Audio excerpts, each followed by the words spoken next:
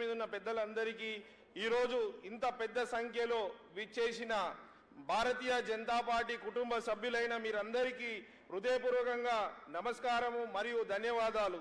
ఎందుకంటే మనందరికీ తెలుసు 2014 కన్నా ముందు భారతదేశం వేరే, 2014 తర్వాత భారతదేశ పరిస్థితులు వేరే.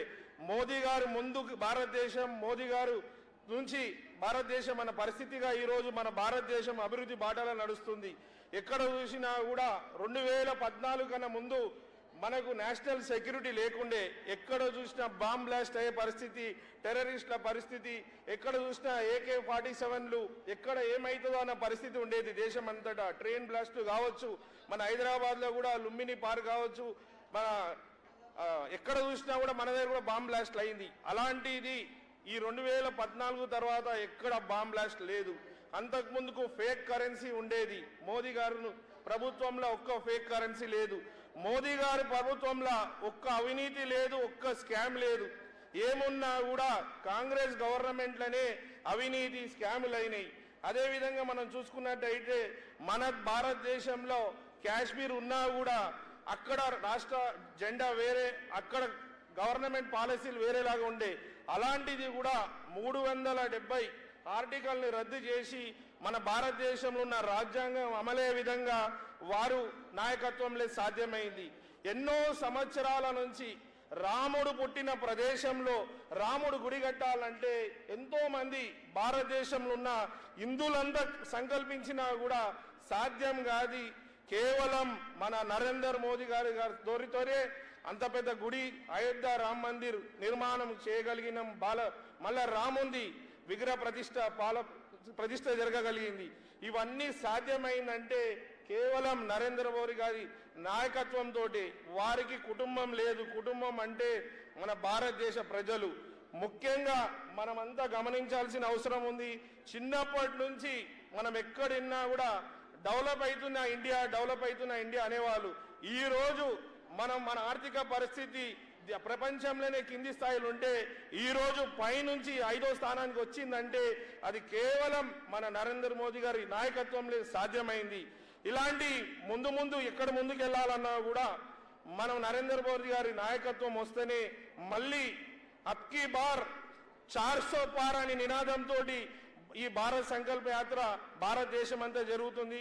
అందులో భాగంగానే ఈరోజు మన దగ్గరకు వచ్చింది. మనకు ముఖ్యంగా మన అసెంబ్లీలో కూడా భారతీయ జనతా పార్టీకి మన కంటోన్మెంట్ కాన్స్టిట్యున్సీ ప్రజలందరూ మాకు 42,000 మంది ఆశీర్వదించినందుకు అందరికీ ధన్యవాదాలు తెలుపుతూ మరొకసారి భారతీయ జనతా పార్టీ అభ్యర్థి ఎవరిని బలపరిచినా మీరందరూ భారతీయ జనతా పార్టీని అభ్యర్థిని ఆశీర్వదించాలని కోరుకుంటూ, ముఖ్యంగా మీకు అందరికీ తెలుసు మొన్న అసెంబ్లీ ఎలక్షన్లో కాంగ్రెస్ పార్టీ గెలవలేదు. ఏమైనా గెలిచిందంటే టీఆర్ఎస్ మీద, బీఆర్ఎస్ ప్రభుత్వం మీద వ్యతిరేకంతో, కేసీఆర్ గారి వ్యతిరేకంతో గెలవగలిగింది. వీళ్ళు చేసింది ఏమీ లేదు. ఆయన దూరపోకడాలతోటి వీణ గెలిచిండు.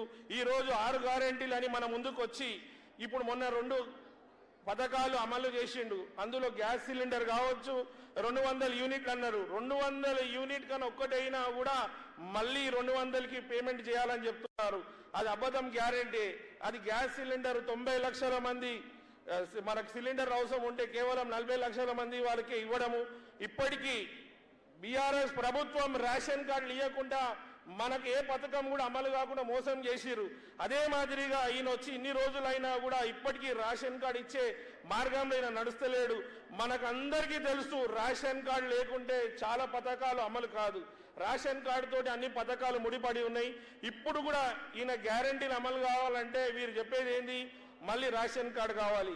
ఇవన్నీ అబద్ధపు భూతకు మాటలు చెప్పి వారు కాంగ్రెస్ పార్టీ రావడం జరిగింది. కావున ఖచ్చితంగా రానున్న ఎలక్షన్లో ప్రజలు వాళ్ళకు బుద్ధి చెప్తారని, మళ్ళీ రానున్న ఎలక్షన్లో ఖచ్చితంగా మోదీ గారికి ఆశీర్వదించి మళ్ళొకసారి మనందరికీ సేవ చేసే మార్గంలో నడిపిస్తారని, దేశాన్ని ప్రపంచంలోనే నంబర్ 1 దేశంగా మార్చడానికి మనమందరం ఐక్యతగా ఉండి వారిని గెలిపించాలని మీ అందరినీ ప్రార్థిస్తూ ఇంత మంచి అవకాశం ఇచ్చిన పెద్దలందరికీ ధన్యవాదాలు. భారత్ మాతాకి, భారత్ మాతాకి, మోదీ గారి నాయకత్వం. జై శ్రీరామ్. ధన్యవాదాలు. శ్రీ గణేష్ గారు ఇప్పుడు పెద్దలు రాష్ట్ర ప్రధాన కార్యదర్శి ఈ యొక్క క్లస్టర్ ఇన్ఛార్జ్ ఈ కార్యక్రమం భాగ్యనగర్ క్లస్టర్ ఇన్ఛార్జ్ అనేటువంటి కాసం వెంకటేశ్వరుని మాట్లాడవలసిగా కోరుతున్నాం.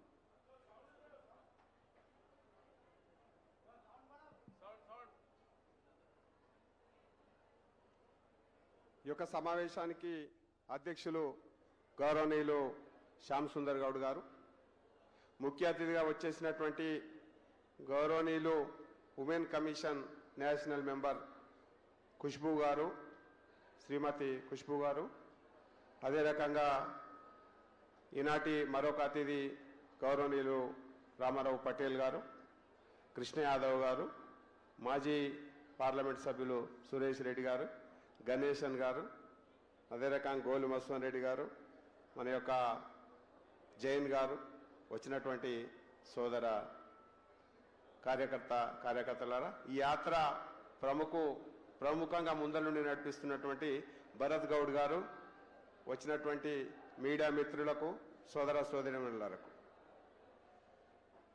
చాలాసేపటి నుంచి ఎదురు చూస్తున్నటువంటి మన ముఖ్య అతిథి వారు వచ్చినారు. వారు ఏం మాట్లాడుతారో వినాలని చెప్పేసి మీ అందరు కూడా సుమారుగా ఒక గంట సేపటి నుంచి ఇక్కడే కూర్చున్నటువంటి విషయం. అయితే తప్పనిసరి కొన్ని విషయాలు మాట్లాడాలా. విజయ సంకల్ప యాత్ర కిషన్ రెడ్డి గారి నాయకత్వంలో ఇవాళ దిగ్విజయంగా 9వ రోజు పూర్తి చేసుకుంటున్నటువంటి సందర్భం.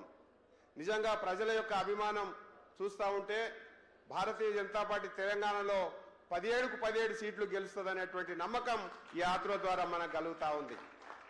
నరేంద్ర మోడీ గారికి ప్రజలలో ఉన్నటువంటి అభిమానం స్పష్టంగా మనకు కనపడుతుంటుందంటే ఈ యొక్క సమావేశాన్ని చూస్తేనే మనకు కనపడుతుంది.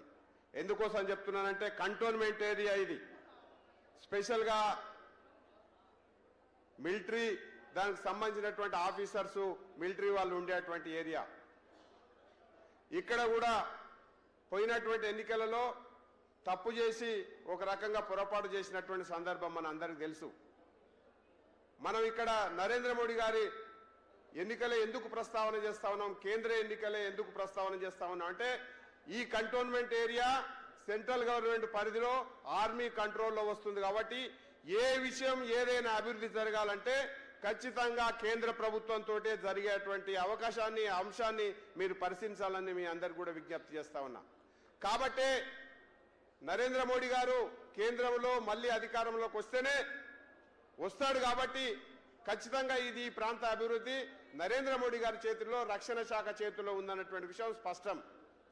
అందుకోసమే మళ్ళీ మనం పొరపాటు చేసేసి కాంగ్రెస్కో టీఆర్ఎస్కో బీఆర్ఎస్కో ఓటేస్తే దీనివల్ల వచ్చేటువంటి లాభం ఏం లేదని మీకు స్పష్టంగా చెప్పదలుచుకున్నాం.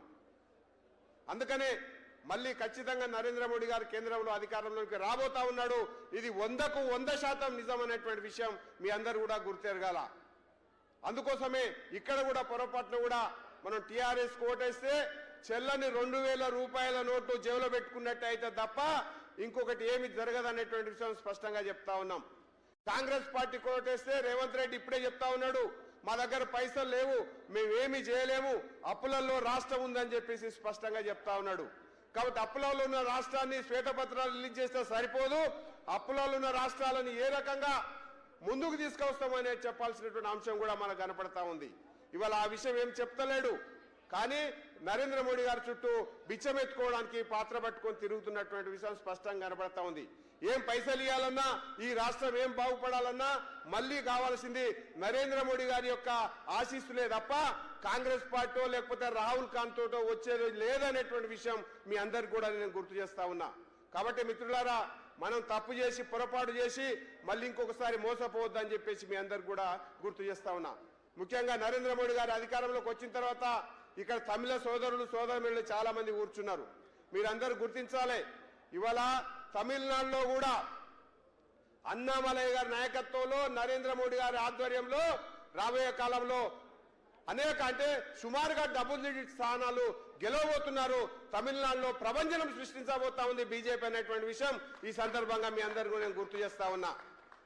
ఎందుకోసం అంటే ఈ రోజు జరిగినటువంటి కృషి కాదు, నరేంద్ర మోడీ గారు ముఖ్యంగా తమిళ కాశీ సంగమం పేరు మీద తమిళానికి తమిళనాడుకు కాశీకి మధ్య వారధి ఏర్పాటు చేసి ఇవాళ గొప్పగా సంస్కృతి ఉత్సవాలు చేస్తున్నటువంటి విషయాన్ని కూడా మనందరం కూడా గుర్తు చేసుకోవాల్సినటువంటి అవసరం ఉంది. అదొక్కటే కాదు, ఈ భారతదేశం అంతా కూడా వివిధత్వంలో ఏకత్వం ఉన్నటువంటి దేశం. కాబట్టి మనందరం కూడా భారతమాత పుత్రులం, భారతమాత బిడ్డలం అనే రకంగా మనం ముందుకెళ్లాలని చెప్పేసి నరేంద్ర మోడీ గారు అహర్నిశలు కృషి చేస్తూ ఈ దేశాన్ని అంతా కూడా పటిష్టమైనటువంటి దేశంగా ఉండడం కోసం ప్రయత్నం చేస్తా ఉన్నారు. అందులో భాగంగానే ఇవాళ ప్రాంతాలు, భాషలు ఏవి కూడా మనకు కనబడతలేవు. కేవలం భారతీయ జనతా పార్టీ దేశ ఐక్యత, దేశం 2047లో సూపర్ పవర్ గా ఎదగాలి అనేటువంటి ఒక లక్ష్యంతో, ఒక ప్రజల యొక్క ఆకాంక్షలతోటి, యువత ఆకాంక్షలతోటి నరేంద్ర మోడీ గారు ముందుకు పోతా ఉన్నారు. వారిని ఆశీర్వదించాల్సినటువంటి సమయం ఇవాళ మనకు ఉన్నది. కాబట్టి మన అందరం కూడా ఇవన్నీ ఏ పార్టీలకు సంబంధం లేకుండా భారతీయ జనతా పార్టీ నరేంద్ర మోడీ గారి నాయకత్వంలో కమలం పువ్వు గుర్తు మీదనే ఓటేయాలని చెప్పేసి మీ అందరికి కూడా విజ్ఞప్తి చేస్తా ఉన్నా. ఇవాళ పోటీ చేస్తున్నటువంటిది ఇక్కడ ఎవరో అభ్యర్థికి టికెట్ వస్తుంది, ఎవరో పోటీ చేస్తారు, ఆ అభ్యర్థికి సంబంధం లేదు. కేవలం ఇక్కడ పోటీ చేస్తున్నది కూడా నరేంద్ర మోడీ గారు అనేటువంటి ఆలోచనతోటి మనం కమలం పువ్వు గుర్తుకు ఓటేయాలని చెప్పేసి మీ అందరికి కూడా విజ్ఞప్తి చేస్తా ఉన్నా. కాబట్టి మిత్రులారా, చాలా విషయాలు చెప్పే విషయాలు ఉన్నాయి. ఈ రాష్ట్రాన్ని బాగుపరచాలంటే, ఈ రాష్ట్రాన్ని అప్పుల ఊబిల నుంచి బయటపడేయాలంటే ఒకటే ఒక మార్గం, నరేంద్ర మోడీ గారి నాయకత్వం, కమలం పువ్వు గుర్తు.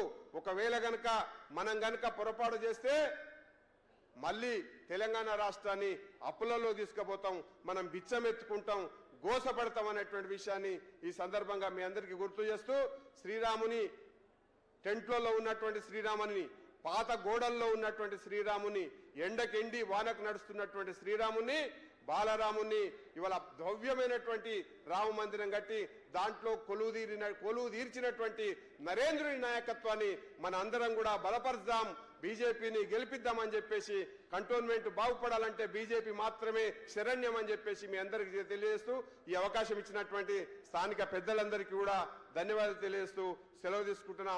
భారత్ మాతాకి, భారత్ మాతాకి, నరేంద్ర మోడీ గారి నాయకత్వం, జై శ్రీరామ్. ఒక చిన్న విషయం, మళ్ళీ ఒకసారి ఈ కంటోన్మెంట్ ఎన్నికలు రాబోతున్నాయి, స్థానికంగా అసెంబ్లీ ఎన్నికలు కూడా. మనం మొన్న ఓడిపోయింది 12,000 ఓట్లతో ఓడిపోయినాం. ఇంకా 6,000 వస్తే మనం గెలిచేటోళ్ళం. 6,000 అక్కడ పడ్డ ఓట్లు ఇక్కడ వేసుకుంటే మనం గెలిచేటోళ్ళం. ఈ కాన్స్టిట్యున్సీ బీజేపీకి బలమైనటువంటి కాన్స్టిట్యున్సీ, బలమైనటువంటి నాయకత్వం ఉంది. రాబోయేటువంటి ఎన్నికల్లో ఇప్పటి నుంచే మళ్ళీ భారతీయ జనతా పార్టీ కమలం పువ్వు గుర్తుని దానికోసం కార్యకర్తలంతా కష్టపడతారు. మీరందరూ కూడా ఓటేసి అసెంబ్లీ రాబోయే ఎన్నికలలో కూడా భారతీయ జనతా పార్టీనే గెలిపియాలన్నటువంటి ఆలోచనతోటి మీరు ముందుకు పోవాలని. ఇది మనకు పార్లమెంట్ ఎన్నికలు లిట్మస్ టెస్ట్. పార్లమెంట్ ఎన్నికల్లో ఓట్లు ఎక్కువ వస్తే ఆటోమేటిక్ గా అసెంబ్లీ ఎన్నికలలో కూడా రాబోయే ఎన్నికలలో గెలవబోతున్నాం. దానికి అవసరమైనటువంటి ఎన్ని నిధులైనా ఈ యొక్క అసెంబ్లీ సెగ్మెంట్ లో మనం ఎన్ని నిధులైనా ఖర్చు పెట్టి కేంద్ర ప్రభుత్వం నుంచి తీసుకొచ్చి మనం అభివృద్ధి చేయడానికి వెనుకాడబోము. కాబట్టి భారతీయ జనతా పార్టీని గెలిపించాల్సినటువంటి అవసరం ఈ కాన్స్టిట్యున్సీకి ఎంతో ఉందని చెప్తూ ఈ అవకాశం ఇచ్చిన మీ అందరికీ కూడా ధన్యవాదాలు తెలియజేస్తూ సెలవు తీసుకుంటున్నా. భారత్ మాతాకి, భారత్ మాతాకి. ఎంతో సుమారు 2 గంటల నుంచి వెయిట్ చేస్తున్నటువంటి మన ముఖ్య అతిథి కొరకు మీరంతా వెయిట్ చేసినందుకు ఇప్పుడు మన శ్రీమతి ఖుష్బూ సుందర్ గారిని మాట్లాడాల్సిందిగా కోరుతున్నాం. దీంట్లో మన మల్కాజ్గిరి పార్లమెంట్ ప్రభారి గారు మన ముఖ్య అతిథిని, మల్కాజ్గిరి పార్లమెంట్ ఆయన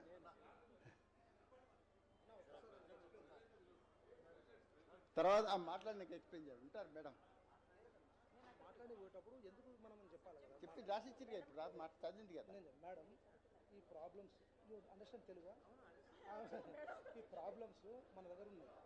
మనము మల్కాజ్గిరి సాల్వ్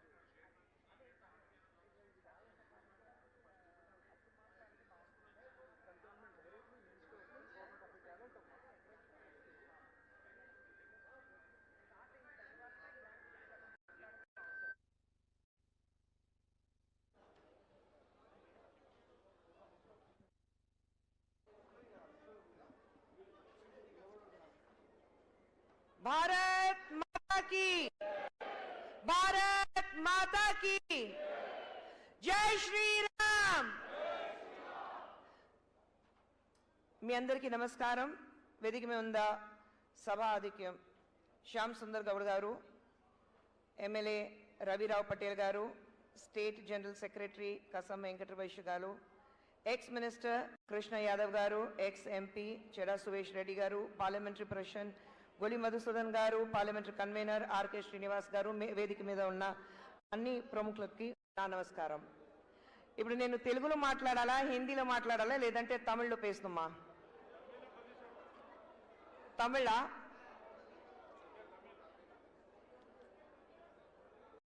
உங்கள் அனைவருக்கும் என்னுடைய காலை வணக்கம்.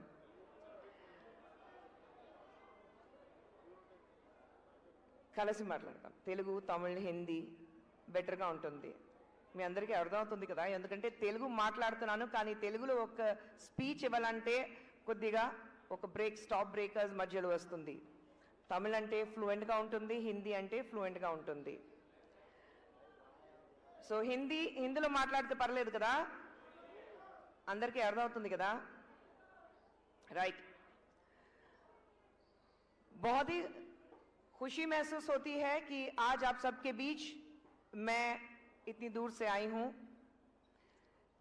ये जो माहौल हमारे बीच है, ये जो लोग यहां दिख रहे हैं, यहां से जो एक मैसेज हम बाहर ले जाएंगे, हमारे एरिया में, इस कंटेनमेंट एरिया में जो लोग हैं, उनकी समस्याएं क्या क्या हैं, उस समस्याओं को हम कैसे सॉल्व कर सकते हैं.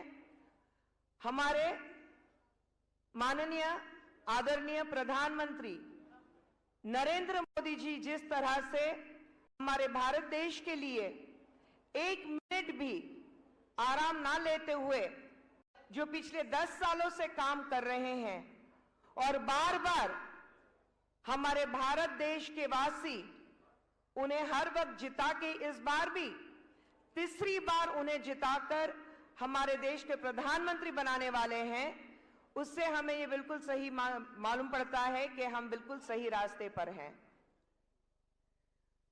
आज हमारे देश में जिस तरह की तरक्की हम देखते हैं, इससे पहले हमारे देश को आजादी मिलकर 75 साल हो चुके हैं, लेकिन 10 साल से पहले 65 सालों में जब हम देखते हैं कि जिस तरह से हमें सिर्फ एक ही रास्ता दिखाया गया, एक ही पढ़ाओ चढ़ाओ पढ़ाया गया, एक ही दिशा में देखने के लिए सिखाया गया, उन सब को बदल के अब हम दुनिया देख रहे हैं.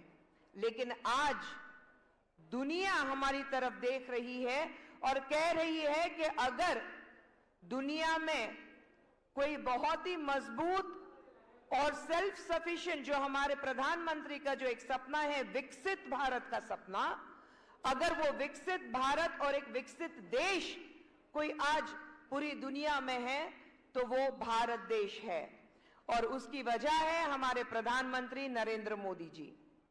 आप सोचिए, एक वक्त था 10 साल से पहले जब हम बिल्कुल नीचे थे, रॉक बॉटम 5 जगहों पे हमें माना जाता था कि भ्रष्टाचार हिंदुस्तान के अलावा कोई नहीं कर सकता, आगे बढ़ोतरी भारत की तो कभी हो ही नहीं सकती, गरीबी भारत से तो जा ही नहीं सकती, हमारे जो युवक युवकाएं हैं उनके लिए कामकाज, एम्प्लॉयमेंट, वो तो सवाल ही नहीं उठता.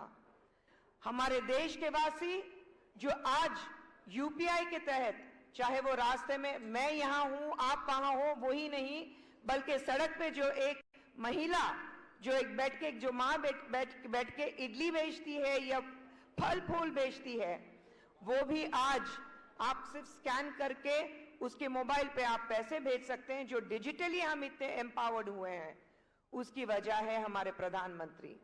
तो जो एक वीकेस्ट पॉइंट माना जाता था, आज टॉप 5 मोस्ट स्ट्रॉन्गेस्ट कंट्री में हम माने जाते हैं. जहां पर हमारा जीडीपी ग्रोथ कहते थे कि बहुत कम है, हम आगे नहीं बढ़ सकते हैं, आज हमने चाइना को भी पीछे छोड़ दिया है, यूके को भी पीछे छोड़ दिया है, और 5वीं जगह से 4थी जगह पर हम जीडीपी ग्रोथ में दुनिया भर में हम आगे हैं. हमारा जब हम कहते हैं कि महिलाओं को आगे बढ़ने का मौका नहीं मिलता था।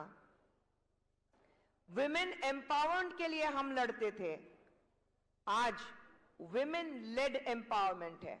आपने देखा होगा हाल ही में जब 26 जनवरी को दिल्ली में हमने सब देखा कि जब वो इतना बड़ा प्रशासन हुआ था, उस वक्त तक हमने सिर्फ मर्दों को देखा है कि वो जिस तरह से एक्रोबेट्स करते हैं मोटरसाइकिल पे। जो हमारी आर्मी में, आप सब कैंटोनमेंट एरिया में हैं, मिलिट्री और आर्मी सब यहां पर है, तो आप जानते हैं कि जिस तरह से महिलाओं ने एक प्रदर्शन किया था वहां पर, मतलब पूरी दुनिया देख के उसको चौंक गई थी कि हिंदुस्तान की महिलाएं इतनी सशक्त हैं, इतनी अपने आप को आगे बढ़ाते हुए देखी गई हैं।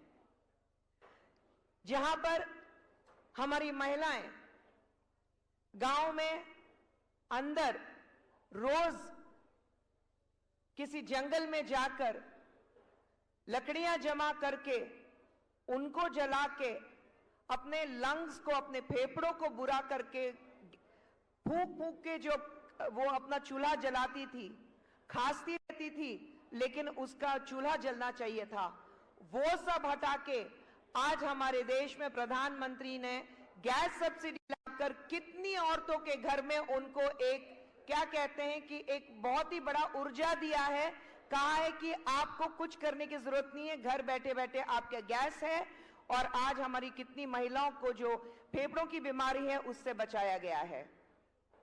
जहां पर हमारी महिलाएं आगे बढ़ने से घबराती थी, डरती थी, उसको ये नहीं लगता था कि मेरा भविष्य क्या होगा, आज वो महिलाएं आप देखते हैं कि उनके लिए जिस तरह से महिलाओं के लिए आवास योजना ही नहीं बल्कि उनके लिए जो मुद्रा लोन हमारे प्रधानमंत्री लाए हैं, 11 लाख करोड़ से भी ज्यादा महिलाओं को हमने लोन देकर उन्हें अपने पैरों पे खड़ा किया है।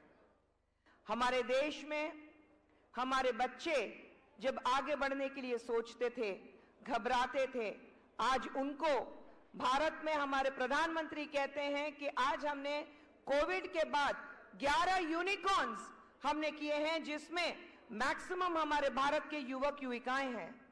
कितने सारे ऐसे एंटरप्रेन्योर्स हैं जिन्होंने अपने खुद के बिजनेस शुरू किए हैं, अपने खुद की कंपनियां शुरू की हैं, अपने खुद के पैरों पे खड़े, ना ही कि किसी के नीचे काम करते हैं, बल्कि खुद अपने जगह पर एक बॉस हैं, अपनी जगह पर अपने खुद के मालिक हैं और उनकी कंपनियां लाखों करोड़ों में चल रही है। जहां पर हमारी मुस्लिम महिलाएं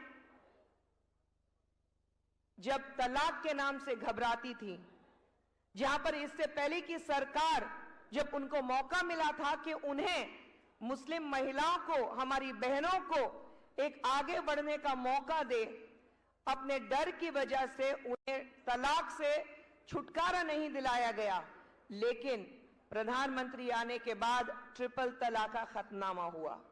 ट्रिपल तलाक खत्म होने के बाद जिस तरह से आप देखते हैं आज हमारी महिलाएं वापस जो हिम्मत जुटा के आगे बढ़ रही हैं, वो तो हम सब देख रहे हैं, क्योंकि यहाँ पे ज्यादा से ज्यादा मैं महिलाएं देखती हूं तो बहुत अच्छा लगता है।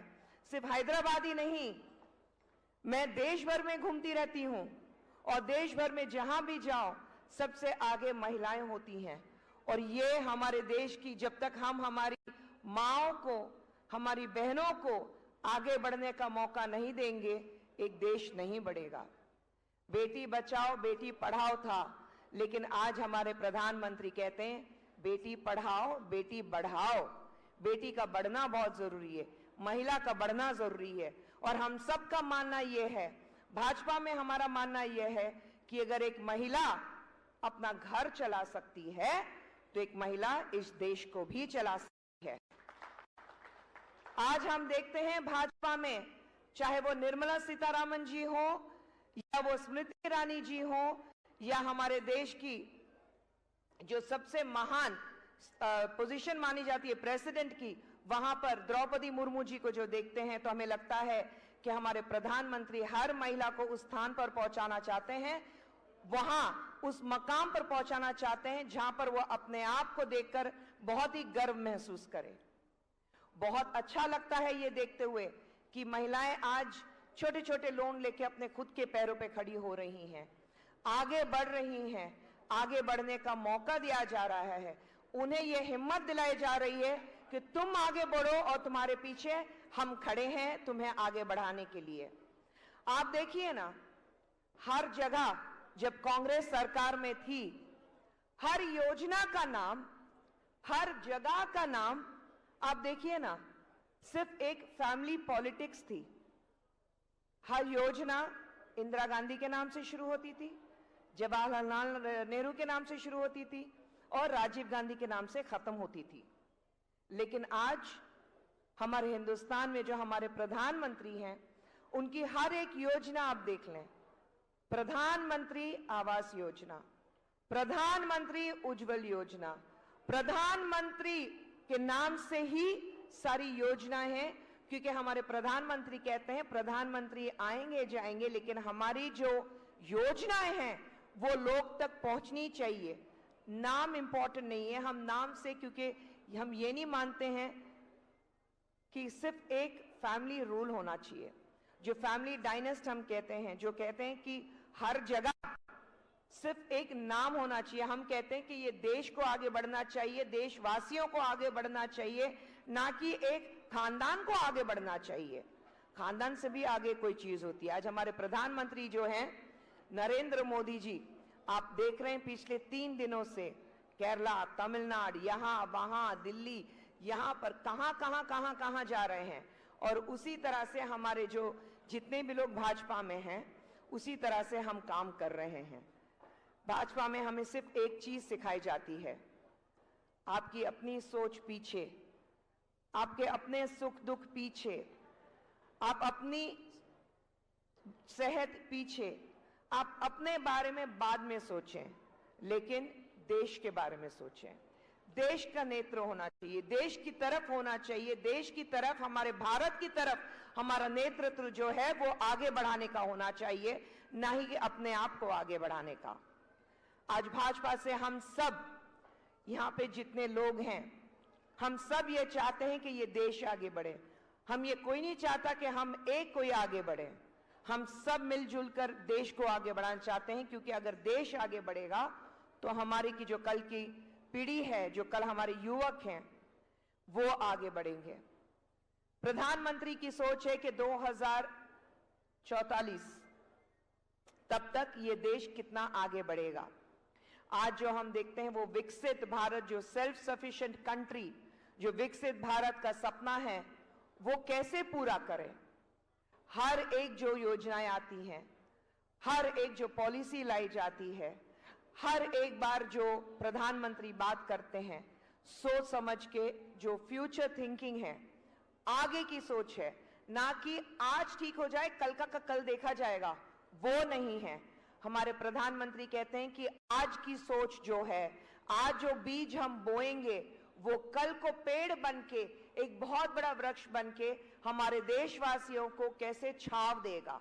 वो छाव देने के लिए उसकी बीज आज बो रहे हैं, क्योंकि बहुत हो चुका। हम देख चुके हैं देश में किस तरह से सिर्फ अपने आप की बढ़ोतरी, एक फैमिली की बढ़ोतरी, एक खानदान की बढ़ोतरी और सिर्फ एक पार्टी के जो लोग हैं उनकी बढ़ोतरी हमने देखी है, ना ही देश की बढ़ोतरी हमने देखी।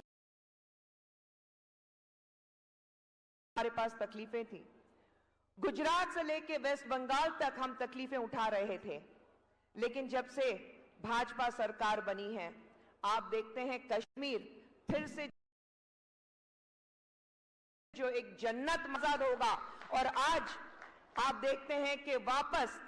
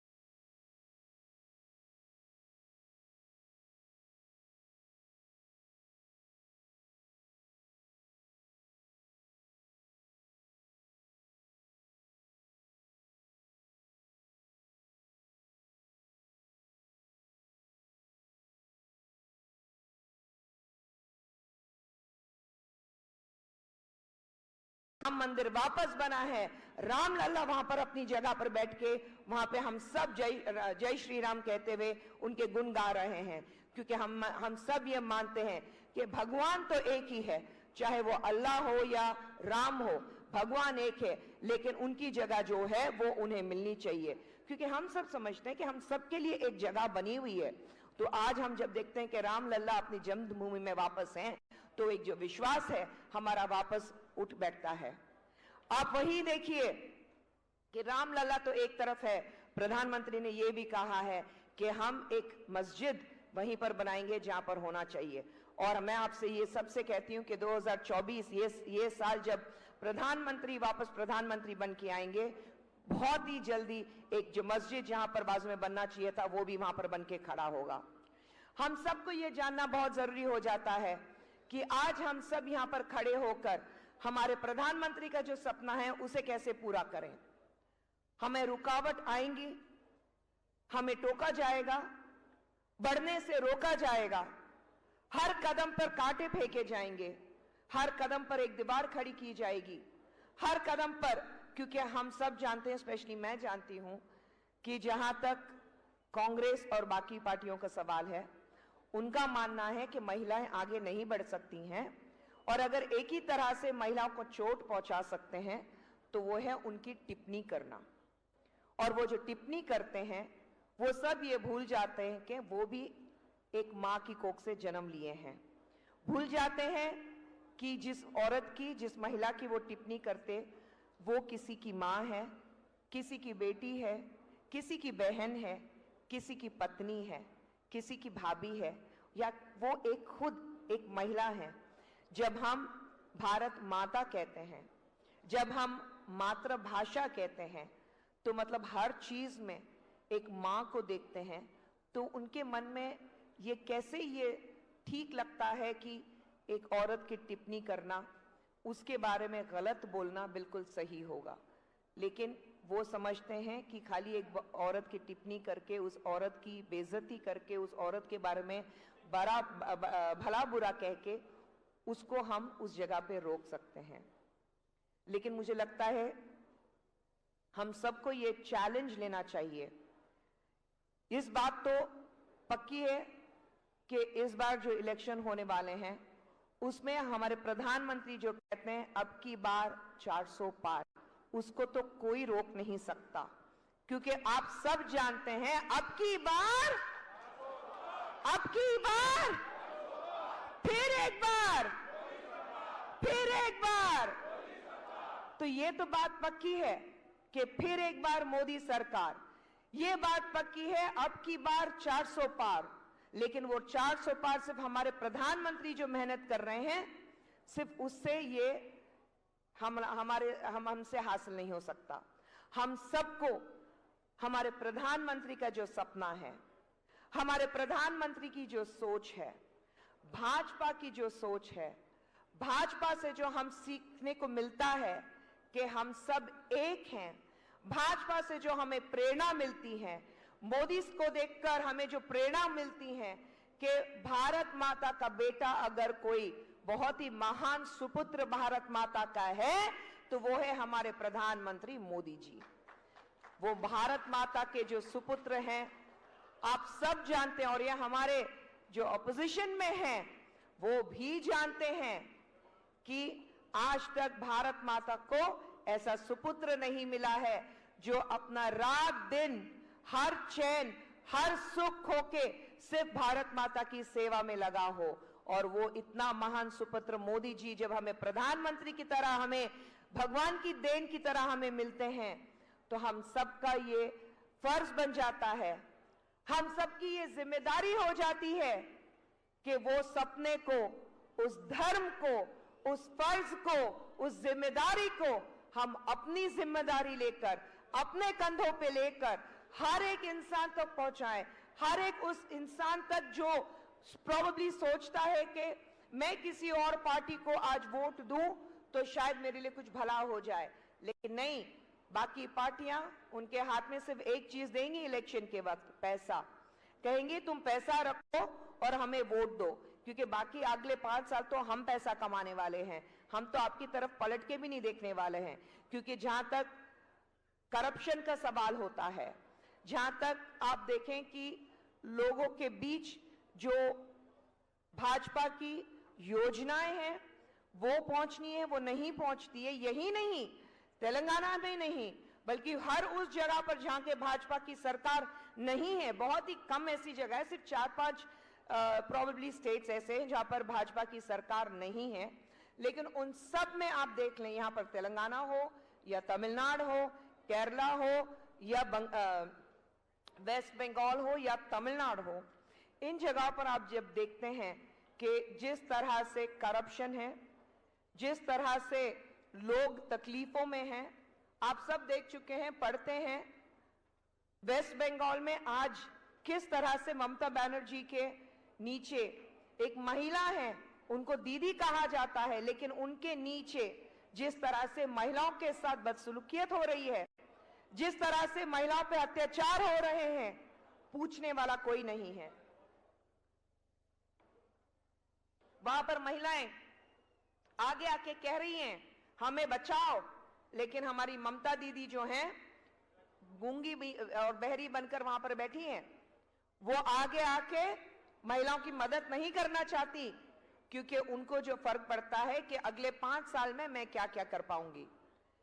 मैं तो कहती हूं ये सही वक्त है, ये बिल्कुल सही वक्त है उन लोगों को जगाने का जो सो रहे हैं, ये सोच के कि घर बैठे बैठे हमें सब कुछ मिल जाएगा, ये सोच के कि भैया आज तो मेरे घर पे पैसा आ जाएगा, कल को चाहे कुछ आए नहीं आए, ये सोच के कि आज तो मैं ठीक हूं लेकिन कल के बारे में मुझे फिक्र नहीं है। मैं तो कहती हूं कि ये सही वक्त है ऐसे सोते वो को जगाना और उनको सच्चाई का आईना दिखाना कि अगर आप आज नहीं जगे तो कल फिर कभी नहीं जग पाओगे। सोते रही रह जाओ कुंभकर्ण की तो हमने बात सुनी है, सोते रहे सोते रहे सोते रहे, और फिर आगे क्या हुआ। हमें उनको जगाना है कि आज का जमाना राम का जमाना है, आज का जमाना आगे बढ़ने का जमाना है, आज का जमाना अपना और तुम्हारा नहीं, आज का जमाना हमारे आने वाली पीढ़ी का जमाना है। मैं आपको ये सब याद दिलाना चाहती हूं कि आज जो हमारा देश, the oldest democratic country in the world, but it's still the youngest democratic country in the world, क्योंकि 75% के नीचे the youngest members in the world are with India। 30 साल से कम उम्र वाले लोग हमारे भारत देश में 75% की तरफ हैं। तो आप सोचिए कि आने वाली पीढ़ी जो 30 के नीचे हैं, 75%, वो आने वाली पीढ़ी भारत देश को कहां तक पहुंचा सकती है, और वो उसी वक्त पहुंचा सकती है कि जब हम आगे कैसे पहुंच पाएंगे, हम इसको कैसे आगे ले जाएंगे, हम इसको कहां तक ले जाएंगे। विकसित भारत बनाने के लिए हमें कितनी मेहनत करनी है। தமிழ்ல சொல்லுனா ரொம்ப கஷ்டம் கிடையாது, ரொம்ப கஷ்டப்படணும்னு அவசியமே கிடையாது. ஏன்னா எல்லாமே ரெடி பண்ணி வச்சிருக்கிறாரு பிரதமர் மோடி அவர்கள், எல்லாமே உங்க கைக்குள்ளே இருக்கு, எல்லாமே உங்களுக்கு தேவையான எல்லா விஷயங்கள் அவர் தயார் பண்ணி வச்சிருக்க. கடந்த 10 வருடத்துல நீங்க பார்த்தீங்கன்னா இந்தியா எங்கிருந்து எங்கேயோ போயிருக்கு, உங்களுக்கு எல்லாருக்கும் தெரியும். ఇప్పుడు మీరు అందరూ ఇక్కడ ఉన్నారు, కానీ మీ ఇంటికి అన్ని కావాల్సింది అన్ని ప్రశ్నలు వస్తుందా మీకు? రాదు కదా. మరి కానీ మన భారతదేశంలో మోదీ గారు ఎన్ని పాలసీస్ ఇచ్చారు అదన్నీ తెలుసా మీకు? ఎందుకంటే ఇక్కడ ఉండేవాళ్ళు మీకు రాకూడదు, దాని ముందు ఉండేవాళ్ళు అలాగే, ఇప్పుడు కాంగ్రెస్ వాళ్ళు అలాగే. Everything is about corruption. నా ఎవరో సంపాదించ ముడియం అది పోదుం, నా ఇంట్లో ఎంత వస్తుంది అది చాలు. ఇప్పుడు ఉండేవాళ్ళు అలాగే. మీ ఎలా ఉన్నారు, మీకు ఏదైనా వస్తుందా లేదా, మీ ఇంట్లో ఏదో ఒక ప్రాబ్లం ఉందా, అది దాని గురించి నాకు అస్సలు ఒక ప్రాబ్లం లేదు, నేను ఆలోచించను దాని గురించి, నేను బాగున్నానా అంతే, నేను బాగుంటే చాలు. అలాంటి పరిస్థితి ఈరోజు తెలంగాణలో ఉంది. అది మార్చేయాలి. అది మార్చేయాలంటే ఈ ఎలక్షన్లో భాజక గెలుచుకోవాలి. భాజక ఎలా గెలుస్తుంది? మీరు ఇక్కడ నుంచి బయటికి వెళ్ళి అందరికీ చెప్పాలి. இங்கிருந்து வெளியே போயிட்டும் எல்லார்கிட்டையும் இதுதான் எல்லாம் வந்து பிரதமர் மோடி அவர்கள் பண்ணி வச்சிருக்கிறாரு. இது எல்லாமே பெண்கள் இருக்கட்டும், வயசானவங்க இருக்கட்டும், இதெல்லாம் கண்டெய்ன்மெண்ட் ஏரியா. உங்களுக்கு தெரியும், 1 rank 1 pension இது வரைக்கும் நாங்க கேள்விப்பட்டதே கிடையாது. 1 rank 1 pension அந்த மாதிரி தான் எல்லாருக்கும் இருக்கு. எல்லாரும் சமம். நீ பெரியவன், நான் சின்னவன், நீ வந்து பணக்காரன், நான் ஏழை, அது கிடையவே கிடையாது. உங்களுக்கு நிச்சயமாக தெரியணும், நம்மளுடைய நாட்டு வந்து ரொம்ப ஏழ்மையான நாடு வந்து சொல்றவங்க இன்னைக்கு கடந்த 10 வருடத்துல 25 கோடி மக்கள் அந்த பிலோ பாவர்ட்டி லைன் நம்ம சொல்றோம், அதுல இருந்து தாண்டி இன்னைக்கு லட்சபதியாக இருக்கிறாங்க நம்ம நாட்டுல. இதுக்கு காரணம் வந்து பிரதமர் மோடி அவர்கள். இது எல்லாம் நம்ம மனசுல வச்சுக்கணும். நீங்க மட்டும் பணக்காரங்க இருக்கீங்க, நான் ஏழையாதான் இருக்கேங்கிறது கிடையவே கிடையாது. உங்களுக்கு எல்லா வாய்ப்பு எல்லா வசதிகள் பண்ணி கொடுத்துருக்கோம். நீங்க வந்து ஏழையா இருக்கணுங்கிற அவசியமே கிடையாது. நீங்க பணக்கார ஆகலாம். பணக்கார ஆயிருக்காங்க 25 கோடி மக்கள் அந்த ஏழையிலிருந்து பணக்கார ஆயிருக்காங்க. நான் இன்னொன்னு கேட்கிறேன், உங்களுக்கு எல்லாருக்கும் தெரியும், பெண்கள் விஷயமா தான். கிராமத்துல நீங்க எல்லாரும், நம்ம எல்லாரும் வந்து கிராம பக்கம் போயிருக்கோம். நிறைய பேர் வந்து கிராமத்துல இருந்து எந்த பக்கம் வந்திருக்கீங்க. கிராமத்துல மக்கள் வந்து பெண்கள் தாய்மார்கள் காலையில எந்திரிச்ச உடனே 3 மணிக்கு எந்திரிச்சு 4 மணிக்கு 3 மணிக்கு எந்திரிச்சு பாத்ரூம் போறதுக்கு எங்கேயோ போவாங்க, நம்மள யாரும் பார்த்துடக்கூடாதுங்கிறதுக்காக. இது வரைக்கும் அந்த தாய்மார்களுக்கு பத்தி, அவங்களுடைய உரிமை பத்தி, அவங்களுடைய டிக்னிட்டி, அவங்களுடைய பெருமை பத்தி யாராவது இது வரைக்கும் யோசிச்சிருக்காங்களா? உங்க வீட்டுல எல்லாரும் கிராமத்துல இருப்பாங்கல்ல, இருக்காங்க. ஆனா யாருமே அதை பத்தி யோசிக்கவே இல்லை. ஆனா பிரதமர் மோடி வந்ததுக்கு அப்புறம் பெண்களுக்கு வந்து கிட்டத்தட்ட 12 கோடி டாய்லெட்ஸ் கட்டி கொடுத்திருக்கிறாரு. நான் நினைக்கிறேன் இது பெண்களுக்கு வந்து அவங்களுக்கு கொடுக்கப்பட்ட ஒரு மிகப்பெரிய மரியாதை. அவ்வளவு பெரிய மரியாதை பிரதமர் மோடி பண்ணி கொடுத்திருக்கிறாரு. நினைச்சு பாருங்க, இன்னைக்கு வந்து பல இடத்துல வந்து நீங்க வந்து எவ்வளவு வரதட்சணை கொண்டு வர போறீங்க நான் கேட்கக்கூடிய அளவுக்கு இருக்கும்போது, இன்னைக்கு பெண்கள், आज औरतें बोलती है आपके घर में टॉयलेट है, शौचालय है, शौचालय हो तो शादी करो वरना आगे मत आओ, पहले शौचालय बनाओ फिर उसके बाद में शादी की बात करो। तो मेरे ख्याल से ये जो औरतों के तहत महिलाओं के प्रति जो प्रधानमंत्री का जो एक कहते हैं कि बहुत ही उनके ऊपर जो उन्होंने एक भरोसा रखा है, उनके ऊपर जो एक बहुत ही उनको बहुत श्रेष्ठ बनाने का जो प्रयास वो कर रहे हैं आज, आई थिंक वो कोई इससे पहले किसी ने नहीं किया है. ఆపోజిషన్ వాళ్ళే జో చాహే బోల్నే, ఏది కావాలంటే చెప్పొచ్చు, ఈ చెవిలో తీసుకుని ఈ చెవిలో వదలాలి అంతే. మనకు తెలిసిన ఒకే విషయం, ఈ ఎలక్షన్లో బీజేపీ గెలుచుకోవాలి. బీజేపీ గెలుచుకోవాలంటే ప్రధాని మోదీ ఆయన తెచ్చిన అన్ని ఆ పాలసీస్ తీసుకెళ్ళాలి.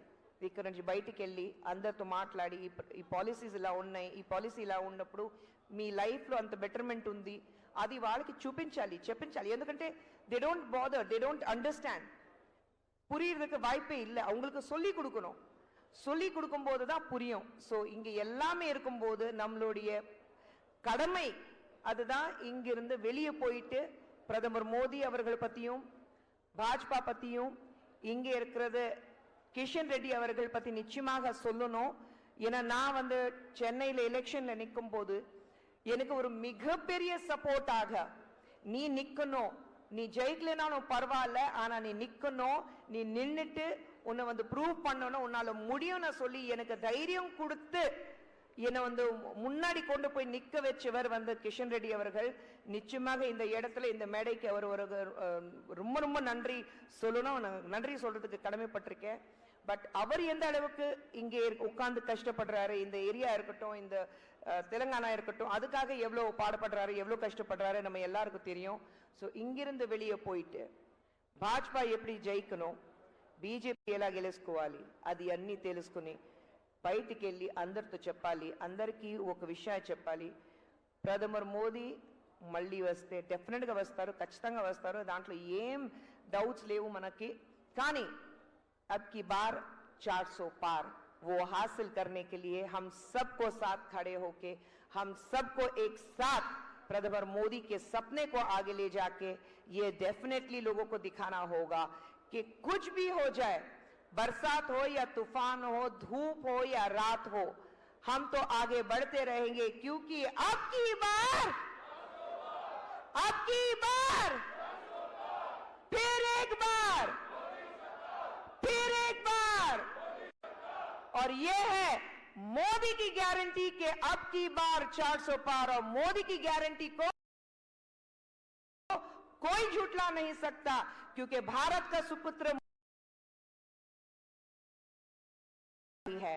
आप सबके सामने मेरी बात रखने का मुझे मौका मिला, इसके लिए आप सबसे मैं धन्यवाद कहना चाहती हूं। जिसने मुझे ये मौका दिया उन सबको मेरा धन्यवाद। మళ్ళీ గెలిచిన తర్వాత మళ్ళీ వస్తున్నాను అండ్ మళ్ళీ మిమ్మల్ని కలుసుకోవడానికి డెఫినెట్ గా నాకు అవకాశం దొరుకుతుంది। మళ్ళీ రావడానికి నేను వెయిట్ చేస్తున్నాను। फिर से मिलेंगे। भारत माता की जय।